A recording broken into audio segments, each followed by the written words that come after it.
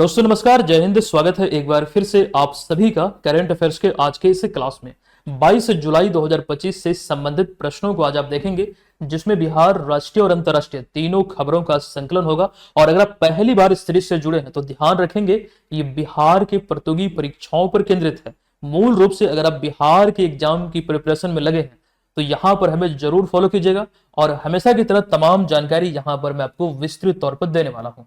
अच्छा, सेशन की हम शुरुआत करें उससे पहले दरअसल आप लोग डिमांड कर रहे थे लंबे समय से कि सर बीपीएससी मेंस को लेकर भी करंट अफेयर्स की शुरुआत कीजिए, तो बकायदा इसकी शुरुआत मैंने कर दिया है। अच्छा, ध्यान रखिएगा, ये जो शुरुआत हुई है इस सीरीज का या फिर इस कोर्स का नाम हमने दिया है BPSC mains current affairs gold course.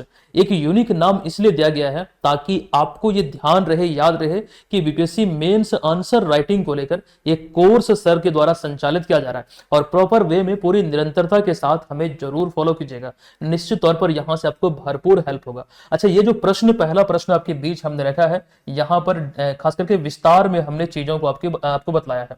ये प्रश्न क्या है? फ्रांस और न्यू कैलेडोनिया विवाद की पृष्ठभूमि को ध्यान में रखते हुए भारत की इंडो पैसिफिक रणनीति की समीक्षा करें।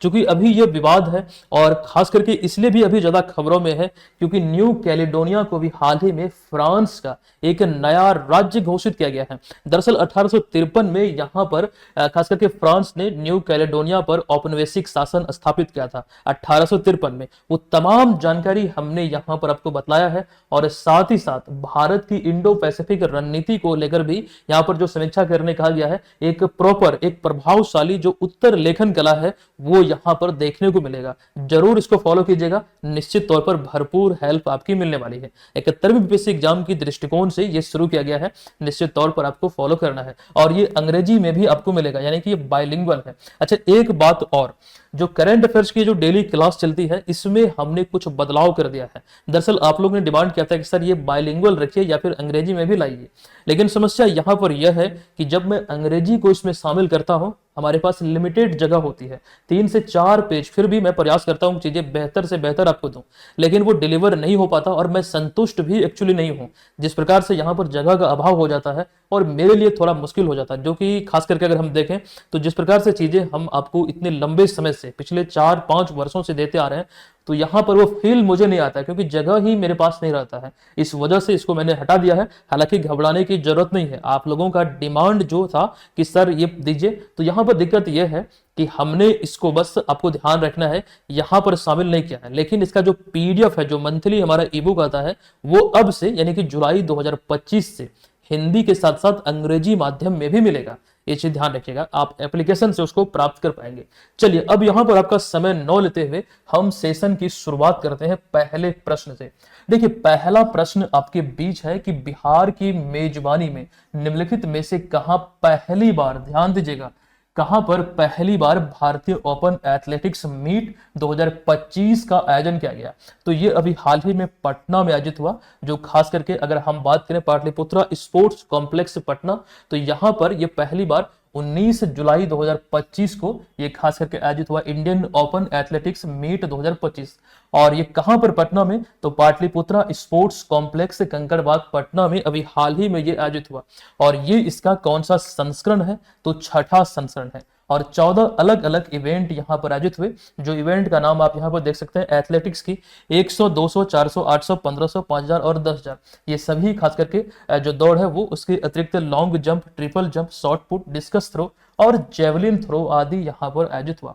अब समझिएगा, बात कर रहे हैं ये छठे संस्करण की, जो बिहार की मेजबानी में आयोजित हुआ। तो यहां पर बिहार के दृष्टिकोण से आप देखेंगे कि बिहार के 23 खिलाड़ियों ने भाग लिया इस छठे संस्करण में। लेकिन आपको चौंका सकता है, इससे पहले जो 5 संस्करण आयोजित हुए हैं, ये 5 संस्करण में आपको ध्यान रखना है, बिहार के केवल 14 ही खिलाड़ी भाग लिए थे। तो विशेष बात है कि इस संस्करण में यहां पर 23 खिलाड़ी आपको दिखेगा, और इन 23 में से बिहार के 3 खिलाड़ियों ने नेशनल कैंप के लिए क्वालिफाई किया है, और ये एक गर्व करने वाली बात है। अब यहां पर इसको समझिएगा, दरअसल नेशनल कैंप के लिए जो क्वालिफाई किया, वहां पर ट्रेनिंग मिलेगी और कई खेल प्रतियोगिताओं में वो भाग लेंगे। लेंगे, जिसके बाद अगर उनका परफॉर्मेंस वहां पर बेहतर रहता है तो वो एशियाई खेलों में या फिर ओलंपिक आदि में भाग लेंगे और वहां एक मौका मिलेगा बिहार का नाम साथ साथ भारत का नाम रोशन करने को। ठीक है, तो ये चीजें ध्यान रखिए। अब आइए पदक तालिका में बात करते हैं कि बिहार को जो एक्चुअली पदक मिला है वो कहां कहां पर है, मतलब किस किस इवेंट में।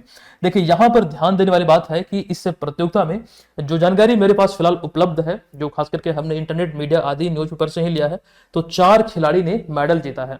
और यहां पर ध्यान दीजिए, इसमें 400 मीटर पुरुषों की जो रेस है इसमें आपको द्वितीय स्थान पर और तृतीय स्थान पर बिहार का नाम दिखेगा।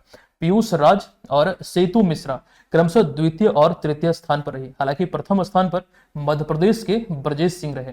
लेकिन वहीं पर महिलाओं के वर्ग में डिस्कस थ्रो इवेंट में अगर हम देखें तो यहां पर कृतिका कुमारी ये द्वितीय स्थान पर रही बिहार की। हालांकि पहले स्थान पर अमेरा अनवर शाह जो कि ये मध्य प्रदेश की ये पहले स्थान पर रही। लेकिन महिलाओं की 1500 मीटर दौड़ में अगर हम देखें तो इसमें बिहार का नाम आपको दिखेगा दूसरे स्थान पर नीतू कुमारी, जो कि यहाँ पर सिल्वर मेडल यानी कि रजत पदक अपने नाम की। प्रथम स्थान पर गोल्ड मेडल, द्वितीय स्थान पर सिल्वर और तृतीय स्थान पर ब्रॉन्ज यानी कि कांस्य। ये चीजें आप लोग जानते हैं। तो प्रतियोगिता कहां पर आयोजित हुई आपको ध्यान रखना है, ये पाटलिपुत्रा स्पोर्ट्स कॉम्प्लेक्स पटना में, और ये इसका 6ठा संस्करण था। अब आइए कुछ जानकारी और आपको दें। अच्छा, ये जो प्रतियोगिता की हम बात कर रहे हैं यहां पर, ये बिहार के इतिहास में पहली बार आयोजित हुआ और ये आपको याद रखना ही रखना है विशेष रूप से। लेकिन इसके अतिरिक्त बिहार में और भी कई प्रतियोगिता अभी हाल ही में आयोजित हुई, ये चीजें आप यहां पर देख सकते हैं। ये बिहार में आयोजित प्रतियोगिता रिसेंटली आयोजित हुई है और इन चीजों को हम विस्तार में आपको बतला चुके हैं। आपको आई होप मालूम होगा, इंपॉर्टेंट है, एग्जाम में हर हाल में प्रश्न पूछा यहां से जाएगा। चलिए आते हैं अगले प्रश्न पे। दूसरा प्रश्न है कि हाल ही में बिहार लोक सेवाओं का अधिकार अधिनियम यानी कि आरटीपीएस के क्रियान्वयन में किस जिला ने सर्वोच्च स्थान प्राप्त किया है। देखिए इस प्रश्न के राइट आंसर की बात करें तो इसमें बेहतर जो परफॉर्मेंस दिखलाया है वो अभी हाल ही में भागलपुर और जहानाबाद ने दिखलाया है। अतः विकल्प नंबर बी यहां पर इस प्रश्न का राइट आंसर होगा। ये संयुक्त रूप से आपको इसमें पहले स्थान पर दिखेगा। अब यहां पर सवाल यह है कि सर दूसरे स्थान पर और फिर तीसरे स्थान पर कौन सा जिला है। ध्यान दीजिए, यहां पर वो चीजें हमने दर्शाया है कि भागलपुर जो है दरअसल बिहार सरकार की लोक सेवाओं का अधिकार अधिनियम यानी कि आरटीपीएस के कार्यान्वयन में या फिर इसके मूल्यांकन में भागलपुर और जहानाबाद को प्रथम स्थान मिला। स्कोर की बात करें तो 9.995 अंक मिला है और इस मूल्यांकन में सर्वाधिक अंक है। जबकि बांका जो है ये आपको ध्यान रखना इतने अंकों के साथ द्वितीय स्थान पर रहा, जबकि बक्सर जो है ये तृतीय स्थान पर रहा। एक चीज यहां पर समझिएगा, जो भागलपुर और बांका की बात हो रही है, आपको मैंने बतलाया है कि बिहार में 9 प्रमंडल है। 9 प्रमंडल कौन कौन से हैं इसका एक ट्रिक भी हमने आपको बतलाया था। वो ट्रिक था पूसा को मुंबा दंपति, पू से पूर्णिया, सा से सारण, को से कोसी, मु से मुंगेर, भा से भागलपुर और फिर दो से दरभंगा, मौ से मगध, पौ से पटना, ती से तिरहुत। तो यहाँ पर ये हम आपको इसलिए बतला रहे हैं क्योंकि जो भागलपुर जिला आप यहाँ पर देख रहे हैं, भागलपुर नहीं बांका जिला और साथ यहाँ पर भागलपुर, ये जो है ये दोनों जिला भागलपुर प्रमंडल के अंतर्गत आता है। और इसलिए हम आपको यहां पर बतला रहे हैं क्योंकि भागलपुर जो है ये बिहार का सबसे छोटा जिला है। केवल 2 ही जिले इसमें हैं, भागलपुर जिला नहीं बल्कि प्रमंडल। भागलपुर जो है ये बिहार का सबसे छोटा प्रमंडल है। यहाँ पर इसके अंतर्गत केवल 2 जिले हैं, भागलपुर और बांका। ठीक है, ये चीज ध्यान रखिए। अच्छा, बात यहाँ पर करें बिहार सरकार की कुछ योजनाओं के बारे में। दरअसल यहाँ पर 2025 में रिसेंटली कुछ योजनाओं को मंजूरी दिया गया है, उसको लेकर एक सूची आपके बीच हमने रखा है, एक रिवीजन आपका हो जाएगा।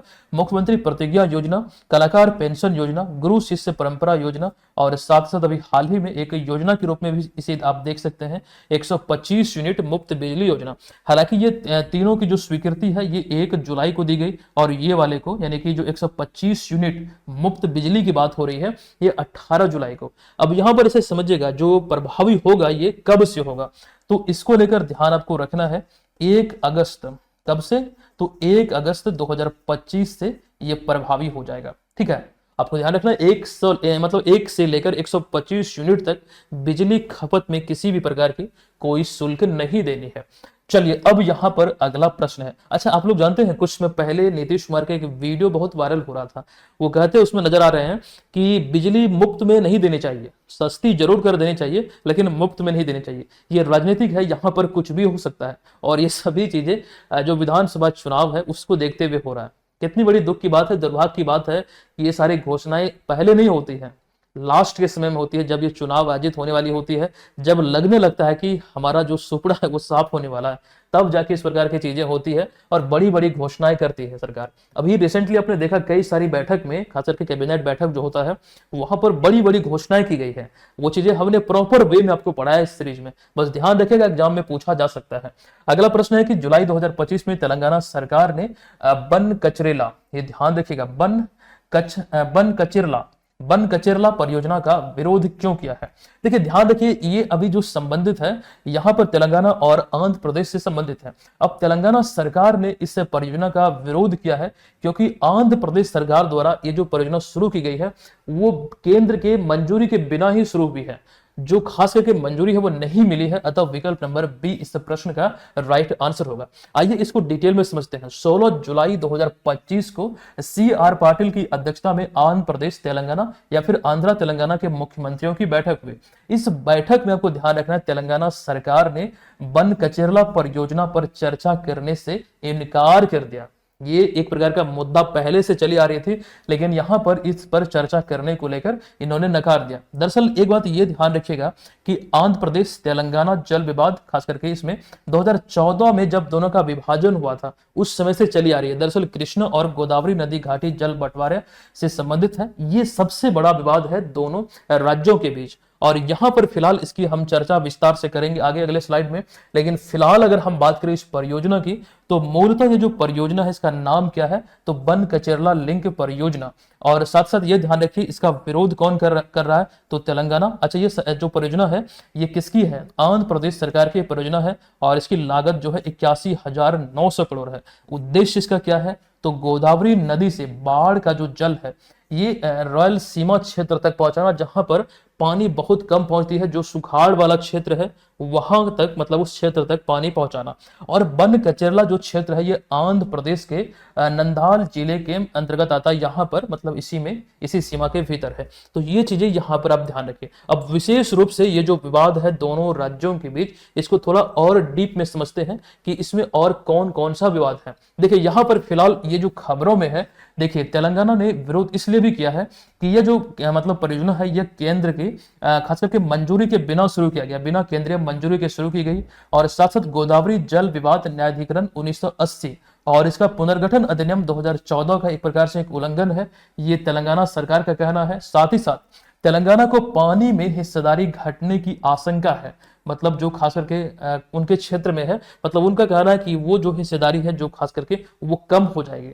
तो ये सारा विवाद का मूल जड़ है जिसको लेकर ये चीजें यहाँ पर खबरों में आई है। भारत वाले जो मैप को आप देखेंगे तो यहाँ पर ये आपको आंध्र प्रदेश की स्थिति दिखेगा। देखिए यहाँ पर ये आंध्र प्रदेश की स्थिति है और ये वाला जो है एरिया ये है तेलंगाना। ठीक है, अब इसको समझिएगा, जब खास करके अगर हम बात करें इनके बंटवारे की, दरअसल यहाँ पर हमने लिखा है 2014 में ये खास करके अलग हुआ था। 2 जून को तेलंगाना 29वें राज्य के रूप में अस्तित्व में आया था। कौन से राज्य के रूप में, 29वें राज्य के रूप में अस्तित्व में आया था। अब यहाँ पर समझिएगा ये चीजें हमने लिखा भी है कि 29वें राज्य के रूप में ये अस्तित्व में आया था। यहां पर वो चीजें आपको मेंशन किया गया है कि 2 जून 2014 को जब इसका गठन हुआ था तो तेलंगाना 29वें राज्य के रूप में अस्तित्व में आया था और भारत का 29वां राज्य बना था। और आपको ये ध्यान रखना है आंध्र प्रदेश से अलग करके। ठीक है, अच्छा, हैदराबाद उस समय इसकी राजधानी निर्धारित की गई थी, लेकिन यह भी कहा गया था कि संयुक्त तौर पर ये तेलंगाना और आंध्र प्रदेश की भी राजधानी रहेगी अगले 10 वर्ष तक। तो 2024 तक संयुक्त रूप से यह राजधानी रही। अब इसको एक चीज ये भी ध्यान आपको रखना है, यहां पर खास करके अगर हम बात करें भारत में इस समय कितने राज्य हैं और कितने केंद्र शासित प्रदेश हैं, तो भारत में 28 राज्य और 8 केंद्र शासित प्रदेश हैं। अब सवाल यहां पर यह है कि सर फिर आपने यहां पर 29वां राज्य लिखा है तेलंगाना के संदर्भ में। बिल्कुल, उस समय अगर हम बात करें 2 जून 2014 की, तो उस समय 29वें राज्य के रूप में अस्तित्व में आया था। इसको थोड़ा सा डीप में समझिएगा, यहां से एग्जाम में प्रश्न पूछा जा सकता है। ठीक है, 29वें राज्य के रूप में अस्तित्व में आया था, लेकिन एक डेट आप सभी को याद रखना है, 5 अगस्त। कौन सा, तो 5 अगस्त 2019। ये वो डेट था जब खास करके जम्मू कश्मीर में जो अनुच्छेद 370 और 35 से इसके प्रावधानों को समाप्त करते हुए जम्मू कश्मीर को खास करके राज्य से खास करके उसको केंद्र शासित प्रदेश में बदला गया था, जम्मू कश्मीर और लद्दाख में। तो ऐसे में एक राज्य वहां पर कम हो गया, तो 29 से घटकर हो गया 28। और इस समय अगर हम बात करें भारत में कितने राज्य हैं, तो 28 राज्य हैं। कितने, कोई पूछे तो 28, और केंद्र शासित प्रदेश की संख्या है 8। अब यहां पर एक सवाल, और यहां पर वो चीजें मैं आपको बताना जा रहा हूं जो बात हम कर रहे हैं उड़ीसा नहीं बल्कि आंध्र प्रदेश और तेलंगाना की। तो ये आपको दिखेगा बंगाल की खाड़ी के मतलब तट पर, और ये खास करके बंगाल की खाड़ी जो है ये हिंद महासागर का ही एक भाग है। तो यहां पर आप देख सकते हैं दक्षिण क्षेत्र में भारत के, आप बोल सकते हैं दक्षिण पश्चिम में, ये खास करके दक्षिण पूरब में एक्चुअली में ये आपको दिखेगा। एक चीज और, अगर हम बात करें कोस्टल लाइन की यानी कि तट रेखा की, तो भारत में सबसे अधिक जो तटीय रेखा है किसी भी राज्य की, उसको ध्यान दीजिएगा, सबसे अधिक है गुजरात की, फिर आता है यहाँ पर आंध्र प्रदेश, फिर उसके बाद आता है तमिलनाडु। ये 3 राज्य है जिसकी जो कोस्टल लाइन है यानी कि जो तट रेखा है वो सबसे अधिक है। सबसे पहले नंबर पर गुजरात जो आप यहां पर देख रहे हैं, दूसरे नंबर पर आंध्र प्रदेश, और फिर तीसरे स्थान पर तेलंगाना, सॉरी तेलंगाना नहीं बल्कि एक सेकंड, यहाँ पे तेलंगाना नहीं होगा बल्कि बात हम कर रहे हैं तमिलनाडु के, तीसरे स्थान पर रहेगा। तो ये चीजें ध्यान रखिएगा, तेलंगाना तो होगा ही नहीं, वो तो है ही नहीं, ठीक है। तो इतनी बातें ध्यान आपको रखना। फिलहाल अब हम चलते हैं अगले प्रश्न पे। चलिए, अगला प्रश्न आपके बीच है कि हाल ही में भारतीय पुरातत्व सर्वेक्षण यानी कि आर्कियोलॉजिकल सर्वे ऑफ इंडिया ने अभी हाल ही में मिजोरम के किस स्थल को राष्ट्रीय महत्व का स्मारक घोषित किया है। देखिए यहां पर इस प्रश्न के हम राइट आंसर की बात करें तो इसका जो राइट आंसर होगा ये होगा विकल्प नंबर ए, यानी कि लुंगफुन रोपई। अब ये है क्या एक्चुअली में, अभी हाल ही में, जिसे अभी हाल ही में राष्ट्रीय महत्व का स्मारक घोषित किया गया है। अब यहां पर इसको तस्वीर में आप देख सकते हैं, कुछ इस प्रकार के लंबे लंबे पत्थर आपको देखने को यहां पर बहुत अधिक संख्या में देखने को मिलेगा, जो कि आपको ध्यान रखना ये मिजोरम के लुंगलेई जिले में स्थित है और ये प्राचीन पत्थर नक्काशी के लिए प्रसिद्ध है। कुछ इस प्रकार की जो ऊपर में संरचना है, मतलब बहुत संख्या में यहां पर आपको देखने को मिलेगा। अब यहां पर इसमें नक्काशी का भी कार्य किया गया है, जो हमने यहां पर लिखा भी है। यह क्षेत्र मिजो समुदाय की ऐतिहासिक और सांस्कृतिक विरासत को दर्शाता है और अभी हाल ही में इसे राष्ट्रीय महत्व का स्मारक घोषित किया गया है। अब तक मिजोरम में 2 ऐसे स्थल हैं जो घोषित हुआ है, दोनों का नाम आप यहां पर देख सकते हैं, कबछुआ रोपई और लुंगफुंग रोपई, जो अभी हाल ही में ये दूसरा वाला शामिल हुआ। ओवरऑल इसकी संख्या मिजोरम में कितनी है, तो 2 है, ठीक है। लेकिन अगर हम बात करें भारतीय पुरातत्व सर्वेक्षण यानी कि एएसआई के अनुसार, तो बिहार में 70 स्थल जो है ये आपको ध्यान रखना, राष्ट्रीय महत्व का स्मारक घोषित किया गया है, जो कि बिहार में जो कुल 38 जिले हैं, ये 38 जिलों में से 17 जिले में है फैला हुआ, ये आपको ध्यान रखना। और सर्वाधिक किस जिले में है, तो पटना और गया में सबसे अधिक है। इन सब बातों को ध्यान रखिए। अच्छा, एक चीज और, अगर हम बात करें यूनेस्को के विश्व धरोहर स्थल की, भारत में कितना है और बिहार में कितना है, तो भारत में अब तक तो 43 नहीं था, लेकिन अभी रिसेंटली 4 से 5 दिन पहले मैंने आपको जानकारी दिया कि मराठा साम्राज्य से संबंधित एक स्थल को इसमें शामिल किया गया जो तमिलनाडु में है, और ये 44 हो गया इसका संख्या बढ़कर। और बिहार में यूनेस्को के विश्व धरोहर स्थलों की संख्या 2 है, और ये कौन कौन सा है, तो बोध गया का महाबोधि मंदिर परिसर और नालंदा महाविहार। इन सब बातों को ध्यान रखिएगा। फिलहाल 5वां नंबर प्रश्न है कि FISU FISU world university games 2025 का जो आयोजन है ये निम्नलिखित में कहां पर किया गया, तो जर्मनी में अभी हाल ही में इसका आयोजन किया गया। World university summer games actually में ये 2025 वाला संस्करण है, जर्मनी में आयोजित हुआ। जर्मनी में कहां पर आयोजित हुआ है ये भी आपको ध्यान रखना है। देखिए यहां पर हमने लिखा है ये 32वां संस्करण है और राइन रुहर ये जर्मनी में आयोजित हुआ है। यहां पर वो चीजें ध्यान आपको रखना है। आयोजन शुरुआत हुई है 16 जुलाई को, 27 तक ये चलेगी। फिलहाल यहां पर आपको एक जानकारी ये भी दे दूं, जो बात हम कर रहे हैं अंतर्राष्ट्रीय विश्वविद्यालय खेल महासंघ की, जो खेलो इंडिया खास करके इसके अंतर्गत जो आता है यूनिवर्सिटी गेम्स आदि, वो चीजें भारत को लेकर ही आपको ध्यान रखना है, लेकिन ये वैश्विक स्तर पर है। अंतर्राष्ट्रीय विश्वविद्यालय खेल महासंघ ये एक अंतर्राष्ट्रीय संस्था है जो कि दुनिया भर में विश्वविद्यालयों के छात्रों के लिए खेल का आयोजन करती है। 1949 में ये अस्तित्व में आया और इसका जो मुख्यालय है लुसाने स्विट्जरलैंड में है, ये ध्यान रखिए। भारत 1959 में इटली के ट्यूरिन में हुए उद्घाटन संस्करण से ही ये खास करके FISU वर्ल्ड यूनिवर्सिटी गेम्स में भाग ले रहा है। और भारत का FISU वर्ल्ड यूनिवर्सिटी गेम्स में अब तक का जो सर्वश्रेष्ठ प्रदर्शन है ये चेंगडू 2023 में रहा था। दरअसल चेंगडू एक जगह है चाइना में, यहाँ पर जो आयोजित हुआ था 2023 वाला पिछला संस्करण, वो सबसे बेस्ट संस्करण था भारत की दृष्टिकोण से। 26 पदक यहाँ पर भारत ने अपने नाम किया था और पदक तालिका में 7वां स्थान हासिल किया था। लेकिन फिलहाल यहाँ पर इस इवेंट की बात करें, जो अभी ये 32वां संस्करण आयोजित हो रहा है, जब ये प्रतियोगिता 27 जुलाई को संपन्न हो जाएगी, डेटा यहां से निकलकर सामने आ जाएगी, वो चीजें हम पुनः से आपको बतलाएंगे। फिलहाल इंपॉर्टेंट तथ्यों में इतनी सारी जानकारी आपको ध्यान रखना है। आइए अब यहां पर हम अगले प्रश्न पे चले, लेकिन उससे पहले आपको बता दूं, अगर आप मूल रूप से बीपीएससी एग्जाम की प्रिपरेशन में लगे हैं, आप इस कोर्स को जरूर ज्वाइन कीजिएगा। बीपीएससी एग्जाम के दृष्टिकोण से ये आपको बहुत हेल्प करने वाली है। अच्छा, इस कोर्स की विशेषताओं के बारे में आप लोग भली भांति परिचित है, यहाँ पर ये चीजें आपको मिल रही है। टेस्ट सीरीज जो इसमें शुरू हुआ है, अगर आप घर बैठे एग्जाम की प्रिपरेशन में लगे हैं तो इसमें आप ज्वाइन हो जाइए और टेस्ट सीरीज में निर्धारित समय पर भाग लीजिए। निश्चित तौर पर ये आपको बेहतर फील कराएगा। आप एग्जाम से पहले अपनी तैयारी का आकलन कर पाएंगे कि आपकी तैयारी का स्तर क्या है, आप जो प्रिपेयर हो रहे हैं एग्जाम को लेकर वो स्तर क्या है। ये चीजें आप लोग ध्यान रखिए। जिस प्रकार से यहाँ पर एक शब्द हमने लिखा है, ये अब तक का सर्वश्रेष्ठ प्रदर्शन रहा था भारत का। तो जब आप प्रैक्टिस करेंगे चीजों के माध्यम से, तभी तो आप भी सर्वश्रेष्ठ दे पाएंगे। तो टेस्ट सीरीज जरूर ज्वाइन कीजिए, ये निश्चित तौर पर आपको हेल्प करेगा। इस कोर्स में आपको करंट अफेयर्स का जो सीरीज आप देखते हैं, ये तमाम मटेरियल भी आपको मिल जाएगा, अलग से कुछ लेने की जरूरत नहीं है। और आपको मैंने प्रूफ दिया है कि यहां से कुछ भी बाहर नहीं पूछा जाएगा। 70वीं में यहीं से सारे के सारे पूछे गए थे। 38 प्रश्न थे करंट अफेयर्स के, जिसमें से 35 प्रश्न हमारे नोट से, हमारे पढ़ाए हुए इसी सीरीज से पूछे गए। और बिहार स्पेशल के 11 प्रश्न थे, उसमें से 10 डायरेक्टली पूछा गया था। प्रूफ हमने आपको दिया है, टेलीग्राम पे अभी भी आपको मिल जाएगा, आप उसे जरूर देख सकते हैं। टेलीग्राम का लिंक आप लोग वीडियो के डिस्क्रिप्शन में प्राप्त कर सकते हैं, या फिर टेलीग्राम पे डायरेक्ट सर्च कीजिए बीपीएससी मेकर। चलिए अगला छठा प्रश्न है कि भारतीय सेना ने जुलाई 2025 में किस स्थान पर 15,000 फीट की ऊंचाई पर आकाश प्राइम वायु रक्षा प्रणाली का सफल परीक्षण किया है? तो ये अभी हाल ही में लद्दाख में किया गया। विकल्प नंबर सी इस प्रश्न का राइट आंसर यहां पर होगा। परीक्षण कब हुआ? तो 16 जुलाई 2025 को, और ये 15,000 फीट की ऊंचाई पर लद्दाख में भारतीय सेना और डीआरडीओ के द्वारा किया गया। ये लक्ष्य क्या रहा? यहाँ पर जो परीक्षण हुआ, 2 हाई स्पीड ड्रोन को मार के गिराया, और जो परिणाम देखने को मिला, ये लक्ष्य को प्रभावी रूप से मतलब नष्ट किया, उसका विध्वंस कर दिया। तो एक प्रकार से आप बोल सकते हैं ये एक सफल परीक्षण रहा है। ये चीजें ध्यान रखिएगा। और जो एक्चुअली हम बात कर रहे हैं आकाश प्राइम की, तो डीआरडीओ द्वारा विकसित यह उन्नत वर्जन है, जो कि अत्यधिक ऊंचाई और प्रतिकूल मौसम में भी, यानी कि मौसम के विपरीत भी लक्ष्य को मार गिराने में सक्षम है। इसी का ये उन्नत वर्जन है, और यह भारत की स्वदेशी रक्षा तकनीक की बड़ी उपलब्धि है, जो सैन्य ताकत को और मजबूत बनाती है या फिर और मजबूत बनाएगी। तो फिलहाल ये ध्यान रखिए आकाश प्राइम क्या है, ये खास करके अभी सफल परीक्षण हुआ, कहां पर हुआ, कितने फीट ऊंचाई से हुआ, ये तमाम चीजें यहां पर दर्शाई गई है।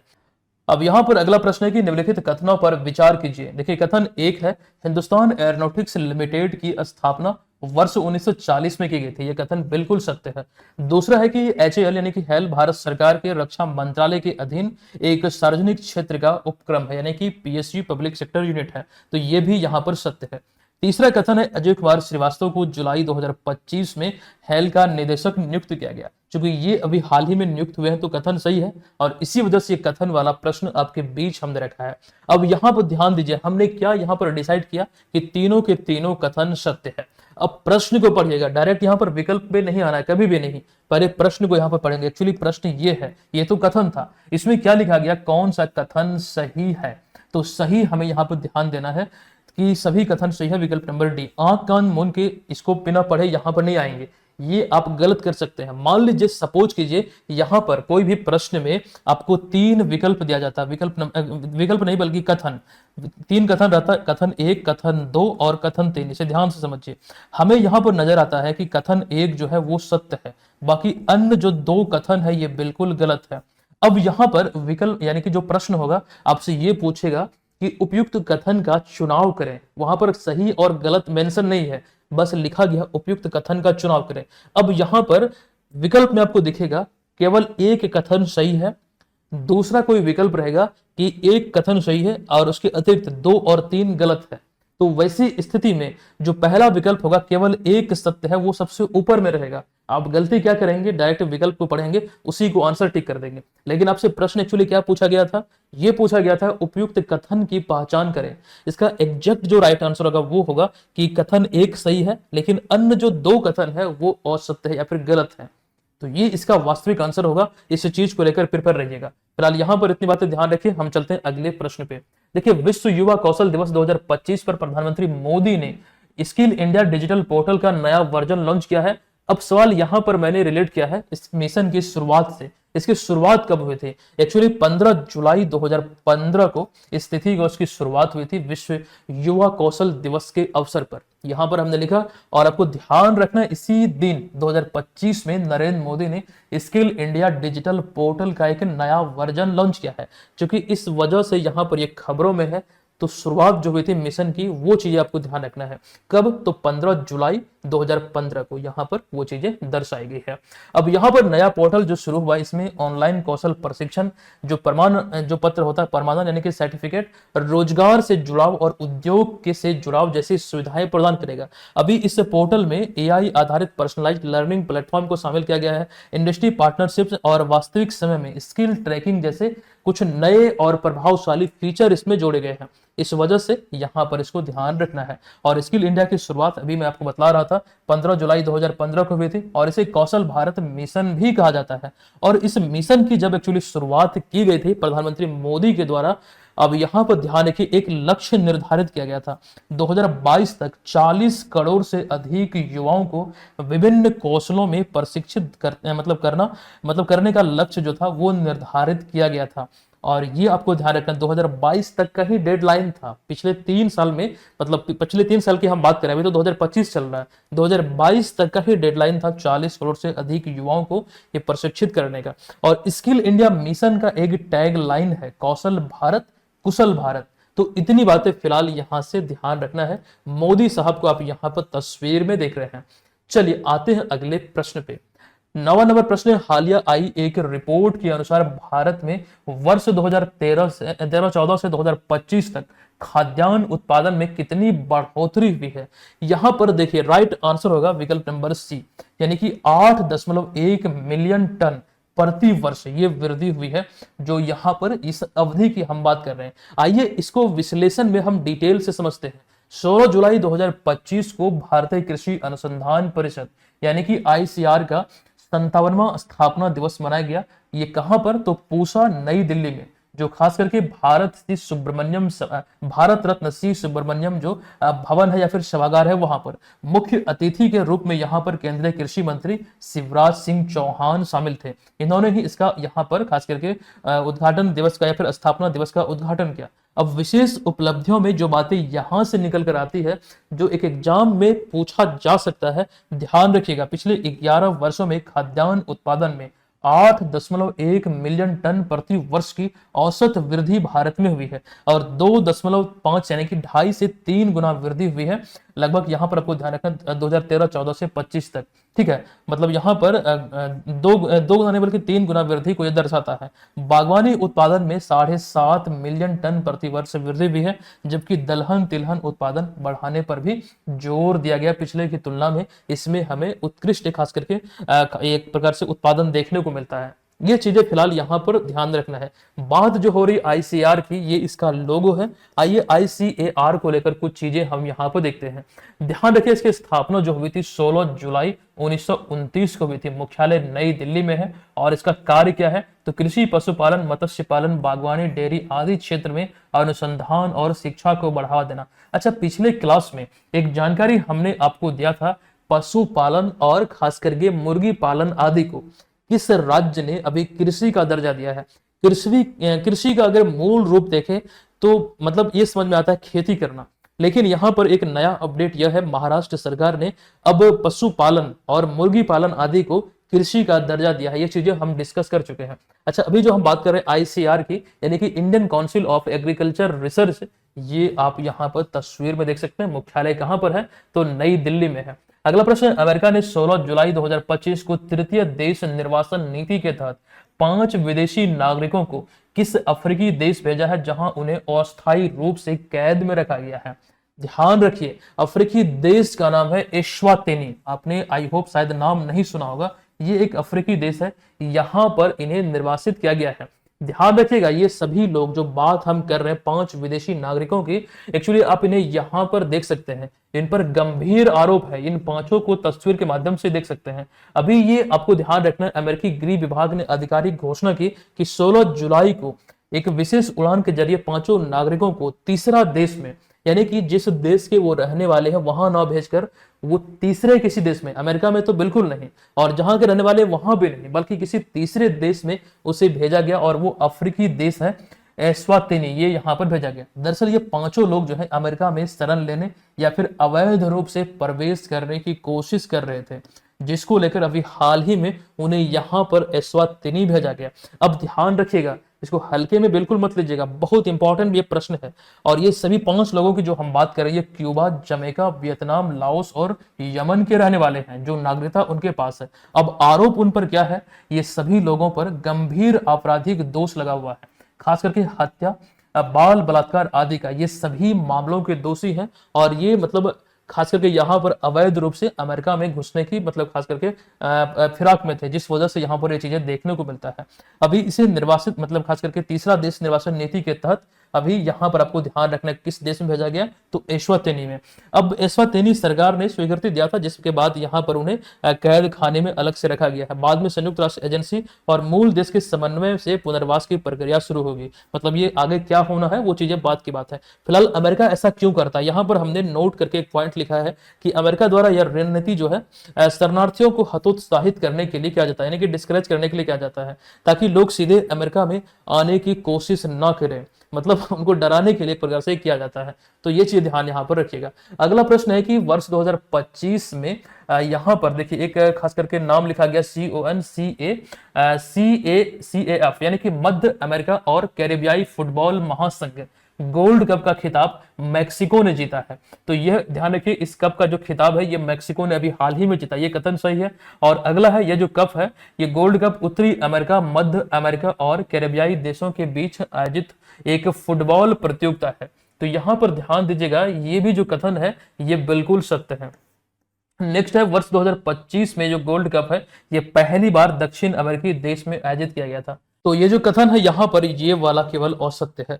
तो 1 और 2 हमें यहाँ पर सही नजर आता है। और ये जो बात हम कर रहे हैं मध्य अमेरिकी और कैरेबियाई फुटबॉल महासंघ से संबंधित ये कप है, गोल्ड कप ये बोला जा सकता है।